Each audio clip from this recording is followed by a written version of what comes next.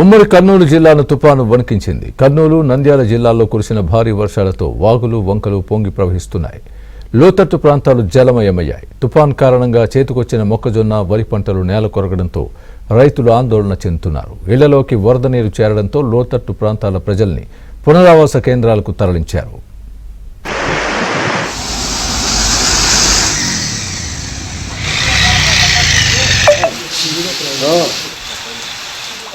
ఉమ్మడి కర్నూలు జిల్లా వ్యాప్తంగా తుఫాను బీభత్సం సృష్టించింది. కర్నూలు, నంద్యాల జిల్లాల్లోని వాగులు, వంకలు పొంగి ప్రవహిస్తున్నాయి.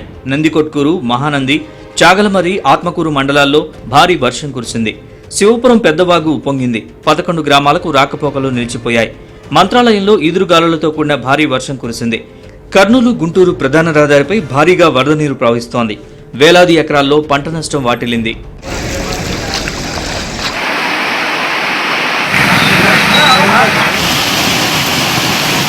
శ్రీశైలంను భారీ వర్షాలు ముంచెత్తాయి. లింగాల గట్టు వద్ద ఉన్న మత్స్యకారుల ఇళ్లలోకి వరద నీరు చేరడంతో తీవ్ర ఇబ్బందులు పడుతున్నారు. శ్రీశైలం ఘాట్ రోడ్లో కొండ చర్యలు విరిగి రహదారిపై పడ్డాయి. దీంతో పోలీసులు ఆ మార్గంలో రాకపోకల్ని నిలిపివేశారు.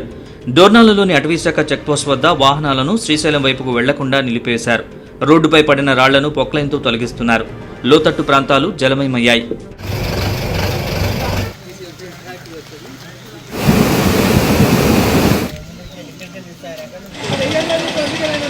మరోవైపు నంద్యాల జిల్లాలో ఎడతెరిపి లేకుండా భారీ వర్షం కురిసింది. పాణ్యంలోని పలు గ్రామాల్లో రైతులు తీవ్రంగా నష్టపోయారు. కౌతాళం, కోస్గి మండలాల్లో వరి, మొక్కజొన్న, పత్తి పంటలు నేలకొరిగాయి.